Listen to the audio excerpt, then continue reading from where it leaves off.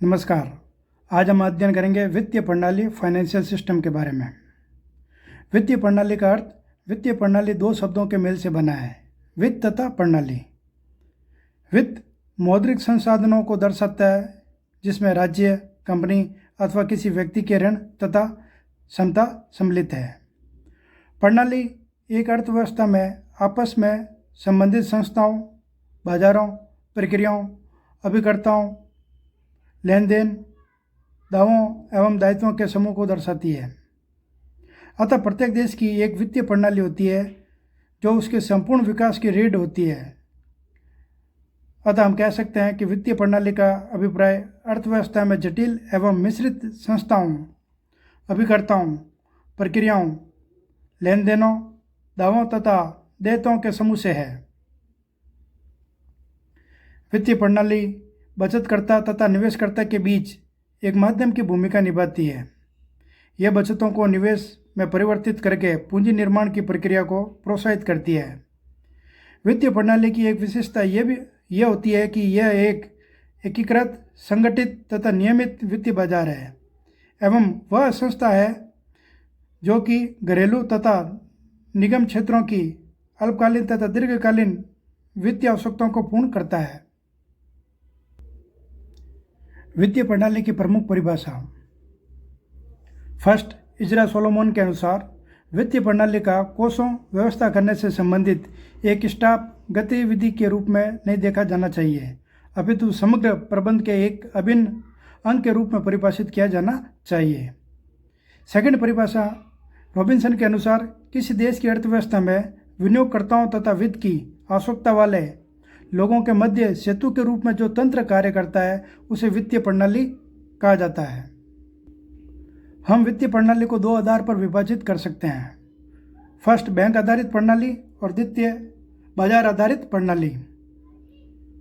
Bank आधारित प्रणाली में बैंक अर्थव्यवस्था में महत्वपूर्ण भूमिका निभाते हैं, जबकि बाजार आधारित प्रणाली में शुद्ध बाजार आधारित प्रणाली में बाजार द्वारा बैंकों से अधिक महत्वपूर्ण भूमिका निभाते हैं। बैंक आधारित प्रणाली में ये कोषों के एकत्रीकरण और वितरण संबंधी प्रमुख केंद्र के रूप में काम करते हैं, जबकि बाजार आधारित प्रणाली में ये कोषों को प्रसारित करने में व वितरण में महत्वपूर्ण भूमिका निभाते हैं। बैंक आधारित प्रणाली में घरेलू संपत्तियां मुख्य रूप से बैंकों में जमा होती है।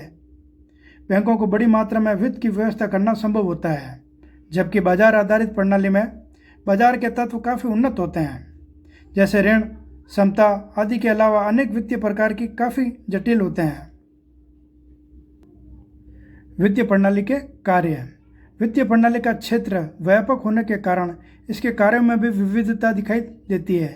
इसके निम्न कार्य हैं। फर्स्ट, कोषों को तरलता प्रदान करना।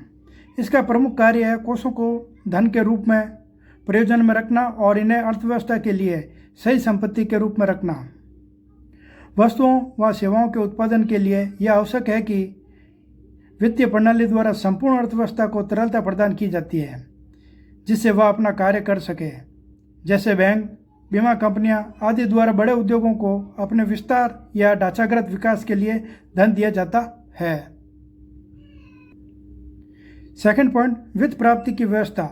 वित्त प्राप्ति की व्यवस्था से आशय पूर्वानुमानित पूंजीकरण एवं प्रस्तावित पूंजी ढांचे के अनुसार विभिन्न स्रोतों से व्यवसाय के संचालन के लिए अपेक्षित पूंजी संकलन से संबंध आवश्यक कार्यों को संपन्न करना है।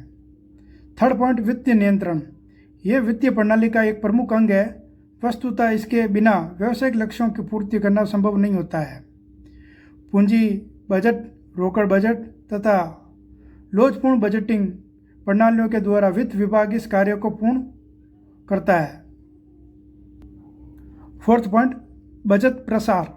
वित्तीय प्रणाली द्वारा जो महत्वपूर्ण कार्य किया जाता है वह है बचत के प्रसार को छोटे बचतकर्ता व बड़े बचतकर्ता तक लाना। वित्तीय प्रणाली द्वारा ही बचत को निवेश में बदला जाता है। यह प्रणाली इस प्रकार से अधिक धन रखने वाले और अधिक धन चाहने वालों के बीच का अंतर कम करता है। फिफ्थ पॉइंट, जोखिम प्रबंधन तंत्र। इसमें बचत का प्रसार किया जाता है, वह धन को वितरण के साथ ही सही तरीके से प्रसारित किया जाता है।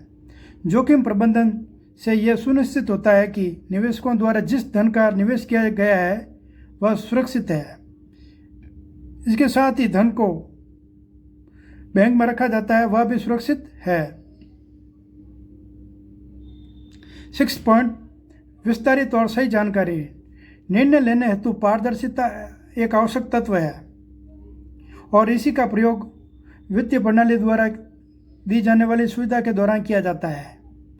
नियमों को सख्त किया गया है जिसमें सभी वित्तीय पक्षों को जो बाजार में कार्यरत है सही पारदर्शिता रखना आवश्यक है।